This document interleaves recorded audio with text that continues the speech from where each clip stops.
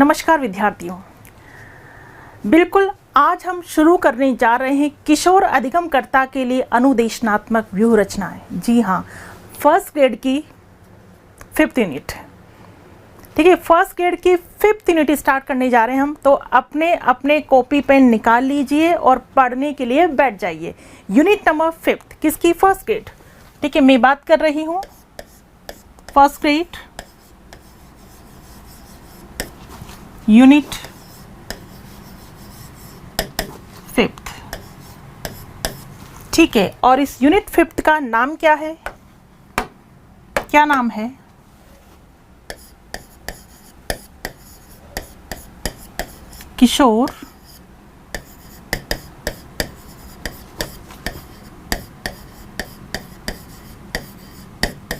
किशोर अधिगमकर्ता के लिए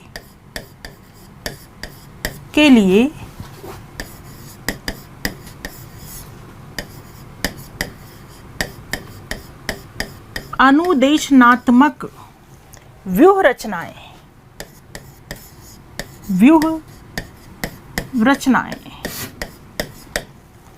ठीक है, यूनिट का नाम ये है, हेडिंग डाल लीजिए, किशोर अधिगमकर्ता के लिए अनुदेशनात्मक व्यूह रचनाएं। क्लियर? इंग्लिश में क्या कहेंगे?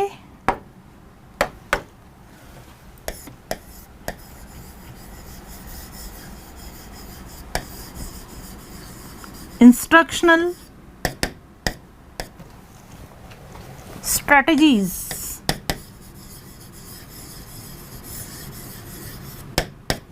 फॉर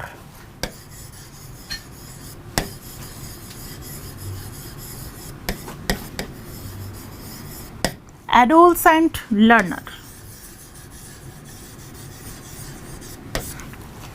क्लियर है?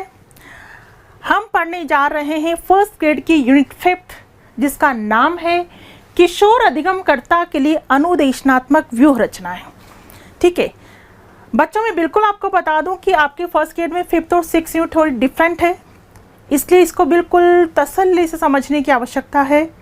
बिल्कुल इजी तरीके से पढ़ाऊंगी, बिल्कुल सरल तरीके से पढ़ाऊंगी, इस तरह से पढ़ाऊंगी कि दिमाग में आपके बिल्कुल फिट बैठ जाएंगी, बहुत आराम से और बहुत तरीके से। क्लियर? देखो, जैसा कि नाम ही क्या है यहाँ पर, किशोर अधिगमकर्ता के लिए अनुदेशनात्मक व्यूह रचनाएं। कुल मिला करके हमें यहाँ क्या पढ़नी है? क्या पढ़नी है? अनुदेशनात्मक व्यूह रचनाओं की चर्चा करनी है। केवल इस यूनिट में क्या पढ़ना है हमें? अनुदेशनात्मक व्यूह रचनाएं पढ़नी है। अनुदेशनात्मक व्यूह रचनाएं मतलब बच्चों को पढ़ाते समय हम क्या क्या तरीके, क्या क्या टेक्निक्स अपना सकते हैं, उनकी चर्चा करनी है इस यूनिट के अंतर्गत। अनुदेशनात्मक व्यूह रचनाएं क्या होती, क्या नहीं होती, प्रॉपर चर्चा हम करेंगे। ठीक, इंग्लिश में देख लीजिए, चर्चा करनी है हमें इंस्ट्रक्शनल स्ट्रेटजीज की फॉर एडोलसेंट लर्नर। ठीक है, किशोर अधिगमकर्ता के लिए हमें पढ़ना है इंस्ट्रक्शन स्ट्रेटजीज। अब इसमें कैसे पढ़ेंगे और क्या पढ़ेंगे वो सुन लीजिए। ठीक, देखिए, सबसे पहले हम यहाँ शुरुआत करेंगे अनुदेशनात्मक व्यूह रचना, यानी सबसे पहले हम जानेंगे कि अनुदेशन किसे कहते हैं। ठीक है, व्हाट इज इंस्ट्रक्शन, अनुदेशन किसे कहते हैं, हम यहाँ से चर्चा शुरू करेंगे। सबसे पहले जानेंगे कि अनुदेशन किसे कहते हैं। अनुदेशन को जानने के बाद हम जानेंगे कि अनुदेशनात्मक व्यूह रचनाएं किसे कहते हैं। ठीक है, अनुदेशनात्मक व्यूह रचनाएं किसे कहते हैं ये जानेंगे, और अनुदेशनात्मक व्यूह रचनाओं के अंतर्गत कौन कौन सी व्यूह रचनाएं हमें पढ़नी है वो देखिए। ठीक है, इसमें हम पढ़ेंगे उपागम। क्या पढ़ेंगे? उपागम, अप्रोचेस। उपागम पढ़ेंगे। उपागम में कौन कौन से उपागम पढ़ेंगे देख लीजिए। हर्बर्ट शिक्षण उपागम पढ़ेंगे। 3 उपागम हम पढ़ेंगे, मैं यहीं पर क्लियर कर दूं थोड़ा सा। पहला हर्बर्ट, दूसरा मॉरिसन शिक्षण उपागम और तीसरा हंट शिक्षण उपागम। बिल्कुल क्लियर तरीके से समझ लें, ठीक है। तो अनुदेशनात्मक व्यूह रचनाएं हमें पढ़नी। इस व्यूह रचनाओं में पहली व्यूह रचना पढ़ेंगे हम उपागम, और उपागम में कितने उपागम पढ़ेंगे? 3, हर्बर्ट, मॉरिसन और हंट, ठीक। उपागम के बाद हम पढ़ेंगे शिक्षण प्रतिमान।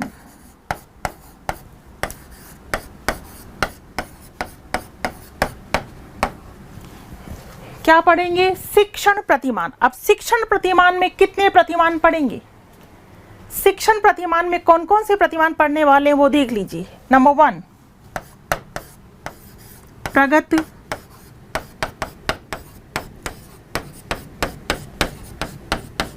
प्रगत संगठनात्मक प्रतिमान।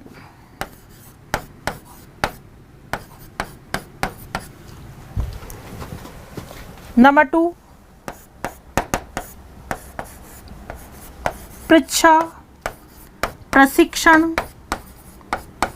प्रतिमान, ठीक है। ये क्लियर तरीके से इसलिए समझा रही हूं क्योंकि आपको सारी बातें यहां एक बार क्लियर कर लेनी है, एक माइंड सेट कर लेना है कि यस, इस यूनिट के अंतर्गत यही टॉपिक है और इसको हम इस तरीके से पढ़ेंगे। क्लियर?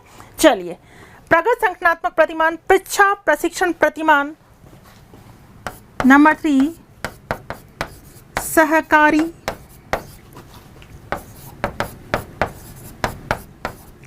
सहकारी अधिगम प्रतिमान, ठीक है। 3 प्रतिमान हो गए हैं। पहला कौन सा है? प्रगत संगठनात्मक प्रतिमान, दूसरा है परीक्षा प्रशिक्षण प्रतिमान, तीसरा है सहकारी, ठीक है, अधिगम प्रतिमान। इतनी बात क्लियर है? 3 प्रतिमान हुए। आगे देखो, चौथा प्रतिमान, नंबर 4,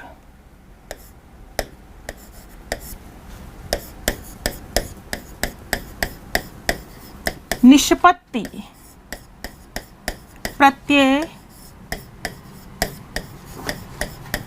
प्रतिमान। क्लियर है? नंबर 5 हम पढ़ेंगे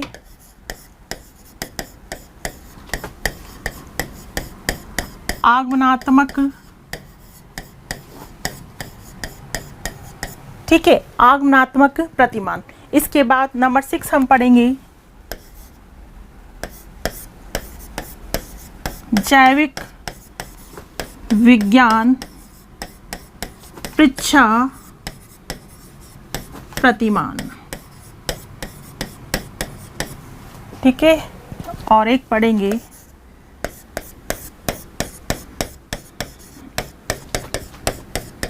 विकासात्मक प्रतिमान, ठीक है। ये जो आगमनात्मक प्रतिमान है इसे हम तबा का शिक्षण प्रतिमान भी बोलते हैं, तबा का शिक्षण प्रतिमान।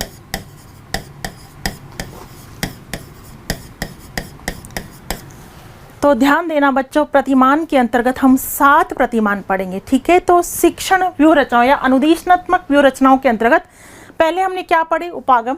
उसके बाद पढ़ेंगे हम शिक्षण प्रतिमान, ठीक है। शिक्षण प्रतिमान के बाद नेक्स्ट बात हम करेंगे किसकी? एक हम पढ़ेंगे शिक्षण पद्धतियां,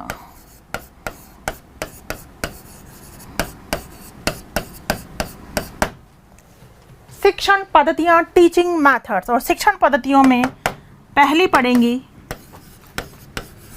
प्रभुत्ववादी शिक्षण पद्धतियां और दूसरी पढ़ेंगे प्रजातांत्रिक शिक्षण पद्धतियां, प्रजातांत्रिक शिक्षण पद्धतियां, ठीक।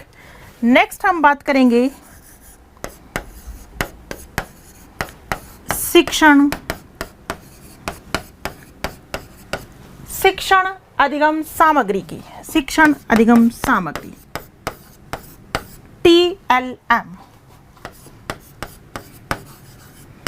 टीचिंग लर्निंग मटेरियल की। यहाँ तक की बात समझ में आई? ठीक। अब पहले आप वापस देखो एक बार,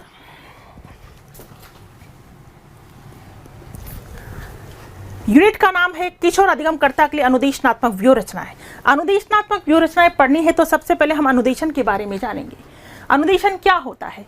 फिर हम बात करेंगे कि अनुदेशनात्मक व्यूह रचनाएं क्या होती हैं। व्यूह रचनाएं हमें पढ़नी है। व्यूह रचनाओं के अंतर्गत क्या क्या आ जाते हैं? उपागम, शिक्षण प्रतिमान, शिक्षण पद्धतियाँ और शिक्षण अधिगम सामग्री।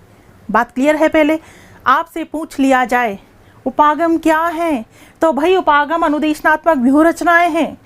शिक्षण प्रतिमान क्या है? प्रतिमान भी व्यूह रचनाएं हैं। शिक्षण पद्धतियां क्या है? पद्धतियां भी व्यूह रचनाएं हैं। शिक्षण अधिगम सामग्री क्या है? अरे ये भी व्यूह रचनाएं हैं।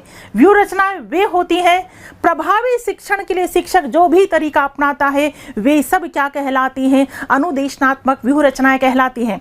तो मोटा रूप पहले क्लियर हुआ कि इस यूनिट में हम क्या पढ़ेंगे, कैसे पढ़ेंगे। बिल्कुल शॉर्ट हो गया मामला। अनुदेशन के बारे में पढ़ेंगे, अनुदेशनात्मक व्यूह रचनाओं के बारे में पढ़ेंगे। व्यूह रचनाओं के अंतर्गत कौन कौन सी व्यूह रचना पढ़ेंगे? हम उपागम पढ़ेंगे, हम शिक्षण प्रतिमान पढ़ेंगे। उपागम में 3 उपागम हम पढ़ेंगे, हर्बर्ट, मॉरिसन और हंट। और शिक्षण प्रतिमान के अंतर्गत 7 प्रतिमान पढ़ेंगे। जबकि मैं आपको बता दूं कि आपके सिलेबस के अंतर्गत, क्योंकि सिलेबस आपके पास सभी के पास होगा, सिलेबस में जब आप देखेंगे तो आपको केवल और केवल 3 प्रतिमान दिखाई देते हैं। वहां पर 3 प्रतिमान कौन कौन से? ये तीनों प्रतिमान, प्रगत संगठनात्मक प्रतिमान, प्रच्छा प्रशिक्षण प्रतिमान और सहकारी अधिगम प्रतिमान। ठीक है, ये प्रतिमान दिखाई देते हैं। ठीक है, जबकि हम पढ़ेंगे 7। और आपको पता होना चाहिए ये 7 प्रतिमान किसके अंतर्गत आते हैं? किसके अंतर्गत आते हैं? सूचना प्रक्रिया प्रतिमान के अंतर्गत ये 7 प्रतिमान आते हैं। तो सूचना प्रक्रिया प्रतिमान के बारे में पढ़ेंगे और उसी सूचना प्रक्रिया प्रतिमान के अंतर्गत ये 7 प्रतिमान आते हैं। 3 प्रतिमान आपके सिलेबस में है, लेकिन मैं आपको 7 प्रतिमान पढ़ाऊंगी। क्यों? क्योंकि 7 पर से प्रश्न बन चुके हैं और पूछे जा सकते हैं। क्लियर? तो शिक्षण प्रतिमान हो गए। उसके बाद क्या पढ़नी है हमें? शिक्षण पद्धतियां पढ़नी है। दोनों प्रकार की प्रभुत्व आदि शिक्षण पद्धतियों में कौन कौन सी शिक्षण पद्धतियां आती हैं ये पढ़ेंगे। प्रजातांत्रिक में कौन कौन सी आती है ये पढ़ेंगे। और उसके बाद हम बात करेंगे शिक्षण अधिगम सामग्री की। ठीक, अब आपके दिमाग से एक डाउट दूर कर देना चाहती हूं मैं। जब आप बेटा अपना सिलेबस उठाकर देखेंगे ना, तो आपको सिलेबस में आपको दिखाई देगा कौन सा टॉपिक? संप्रेषण, और एक दिखाई देगा निर्मितवाद इसी यूनिट में। ठीक है, अब मैं आपको बता दूं कि संप्रेषण टॉपिक में इस यूनिट में नहीं पढ़ाऊंगी, आपको नहीं पढ़ाऊंगी। कहां पढ़ाऊंगी? यूनिट नंबर 6 में। सीधा सीधा लॉजिक जब आप पढ़ोगे ना तब आपको समझ में आ जाएगा। ये मैं आपको यूनिट 6 में पढ़ाऊंगी। कौन सा टॉपिक? संप्रेषण। संप्रेषण टॉपिक यूनिट 6 में क्यों पढ़ाऊंगी? क्योंकि बेटा यूनिट 6 का नाम ही क्या है? ICT, इंफॉर्मेशन कम्युनिकेशन टेक्नोलॉजी, सूचना संप्रेषण तकनीकी। तो वहां हम पढ़ेंगे सूचना को, वहां हम पढ़ेंगे संप्रेषण को, वहां हम पढ़ेंगे तकनीकी को। सूचना संप्रेषण तकनीकी, इसलिए मैं संप्रेषण टॉपिक ही वहां पढ़ाऊंगी आपको यूनिट नंबर 6 में। क्लियर? एक आता है निर्मितवाद, और निर्मितवाद को हम पढ़ते हैं यूनिट नंबर 3। कौन से टॉपिक के अंतर्गत? अधिगम टॉपिक के अंतर्गत। ठीक है, अधिगम टॉपिक के अंतर्गत इसे हम पढ़ते हैं। बात क्लियर हो गई होगी आपको। ठीक है, ये यूनिट आप अपना सिलेबस उठा करके देखिए, आपको यही सारे टॉपिक दिखाई देंगे। मैं किस तरीके से आपको पढ़ाऊंगी ये मैंने आपको बता दिया है। संप्रेषण मैं आपको यूनिट नंबर 6 में पढ़ाऊंगी। निर्मितवाद पढ़ते हैं हम यूनिट नंबर 3 के अंतर्गत। यूनिट नंबर 3 शिक्षण अधिगम, अधिगम वाली जो यूनिट है, ठीक है, अधिगम वाली जो यूनिट है उसमें हम निर्मितवाद को पढ़ लेते हैं, जेरोम ब्रूनर का जो निर्मितवाद है। क्लियर है? तो इस तरीके से इस यूनिट को हमें पढ़ना है। तो सबसे पहले हम जानेंगे किसके बारे में? अनुदेशन के बारे में। सबसे पहले अनुदेशन के बारे में बात करेंगे। अनुदेशन जिसे हम इंग्लिश में क्या कहते हैं? जिसे हम इंग्लिश में क्या कहते हैं? इंस्ट्रक्शन।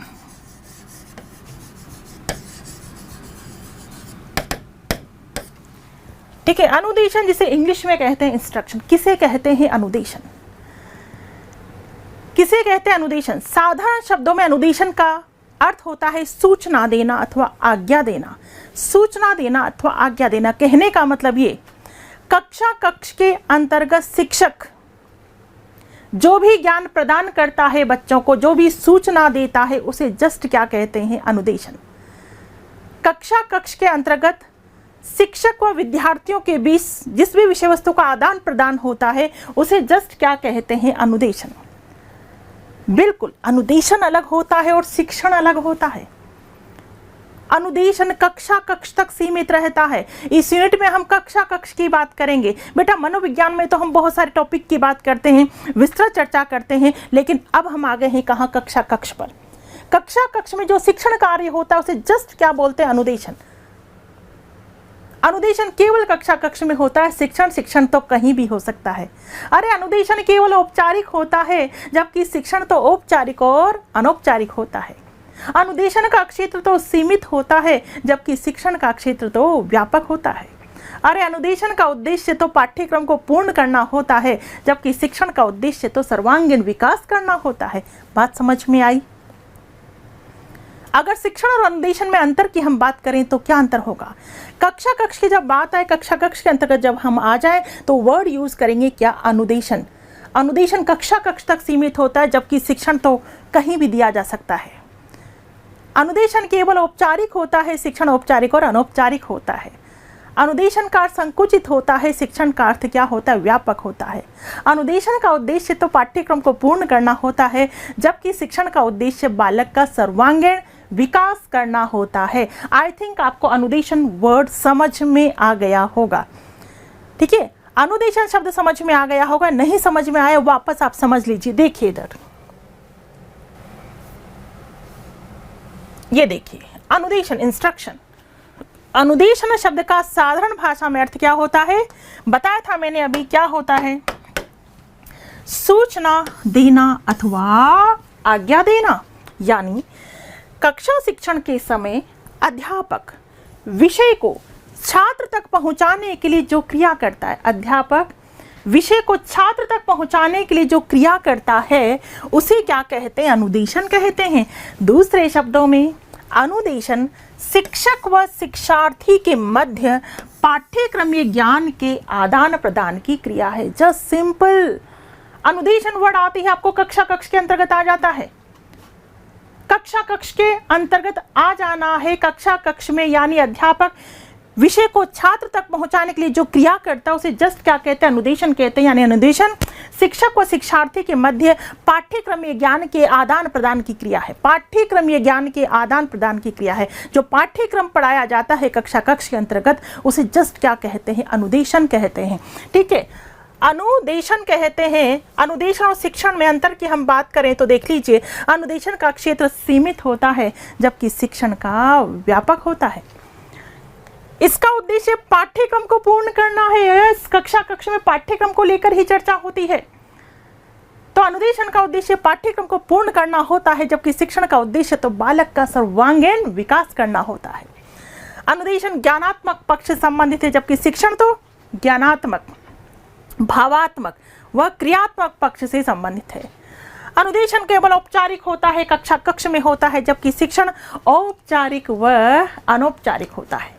शिक्षण औपचारिक व अनौपचारिक होता है। पता होगा आपको, औपचारिक की जब हम बात करते हैं तो औपचारिक में विद्यालय आ जाता है, अनौपचारिक में सबसे पहले परिवार आ जाता है।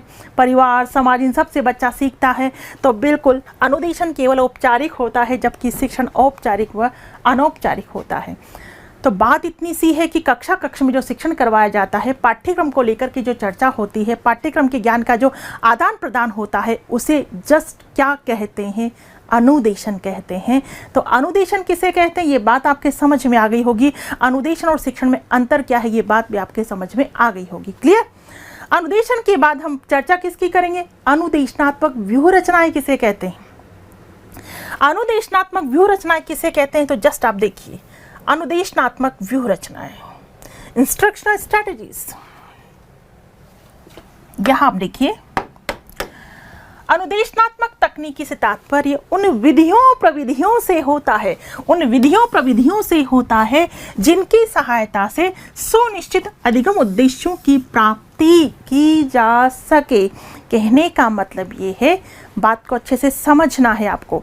कोई भी शिक्षक कक्षा में शिक्षण उद्देश्यों के साथ एंटर होता है कि आज का मेरा उद्देश्य ये है कि बच्चों को ये टॉपिक समझ में आ जाना चाहिए।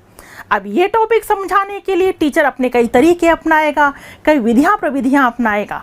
ठीक है, और बच्चों को यदि टॉपिक समझ में आ जाएगा तो शिक्षक को शिक्षण उद्देश्य की क्या हो जाएगी? प्राप्ति हो जाएगी।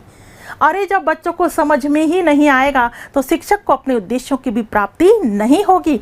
तो बिल्कुल वापस देखिए, क्या तात्पर्य होता है? विधियों प्रविधियों से होता है जिनकी सहायता से सुनिश्चित अधिगम उद्देश्यों की प्राप्ति की जा सके। क्लियर? इसमें क्या क्या आ जाते हैं? देखो हम बात कर चुके, मैंने आपको सिलेबस पहले बताया क्या आ जाते हैं। उपागम आ जाते हैं। उपागम में कौन कौन से उपागम पढ़ने हमें? हर्बर्ट, मॉरिसन, हंट प्रतिमान आ जाते हैं। प्रतिमान में हमें 7 प्रतिमान पढ़ने हैं, बता चुकी हूँ। ठीक है, कौन कौन से?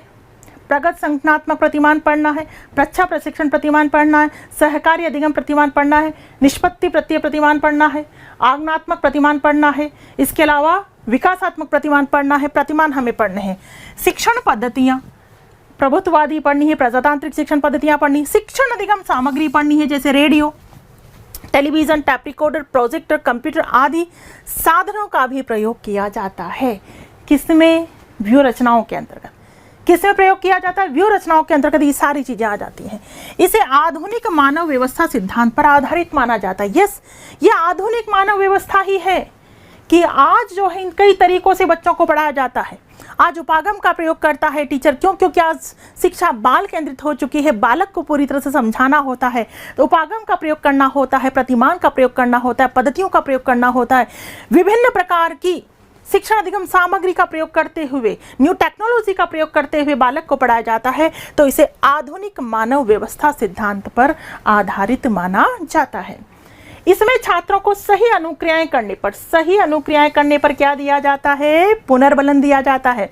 क्योंकि आधुनिक मानव व्यवस्था का सिद्धांत यही है कि जब भी बच्चा कोई अनुक्रिया करे तुरंत उसे क्या दो? पुनर्बलन दो। तो इसे जब भी छात्र सही अनुक्रिया करता है तो सही अनुक्रिया करने पर उसे क्या दिया जाता है? पुनर्बलन दिया जाता है। छात्रों को अपनी गति के अनुसार सीखने के अवसर मिलते हैं।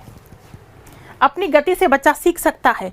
इसके माध्यम से ज्ञानात्मक उद्देश्यों को अधिक प्रभावशाली विधि से, कौन से उद्देश्यों को? यस, ज्ञानात्मक उद्देश्यों को अधिक प्रभावशाली तरीके से प्राप्त किया जा सकता है। ये जस्ट कहलाती है अनुदेशनात्मक व्यूह रचनाएं। सिंपल ध्यान रखना, अनुदेशनात्मक व्यूह रचनाओं से तात्पर्य उन विधियों प्रविधियों से होता है जिनके द्वारा शिक्षक को जो निश्चित उद्देश्य उनकी प्राप्ति हो सके। यानी टीचर ऐसी विधियां प्रविधियां अपनाता है जिससे बच्चों को विषय वस्तु स्पष्ट हो जाए, और बच्चों को विषय वस्तु स्पष्ट हो जाएगी तो शिक्षक को अपने उद्देश्य की क्या हो जाती है? प्राप्ति हो जाती है। और अनुदेशनात्मक व्यूह में क्या क्या आते हैं? हम बात कर चुके हैं। उपागम आते हैं, शिक्षण प्रतिमान आते हैं, शिक्षण पद्धतियां आती हैं, शिक्षण अधिगम सामग्री आती है। इसे आधुनिक मानव व्यवस्था सिद्धांत पर आधारित माना जाता है। बच्चा सही अनुक्रिया करता है, जैसी सही अनुक्रिया करता है बच्चे को क्या दिया जाता है? पुनर्बलन दिया जाता है। बच्चा अपनी गति के अनुसार सीखता है और इसके द्वारा ज्ञानात्मक उद्देश्यों को प्रभावशाली तरीके से प्राप्त किया जा सकता है। इतनी बात क्लियर? फेसबुक पर लाइक करें, यूट्यूब पर सब्सक्राइब करें और डाउनलोड करें VJ education app by doctor Vandana Jadaun और पाएं free demo classes, free model test papers और free motivational videos. For more information, call us on 9587 305 306.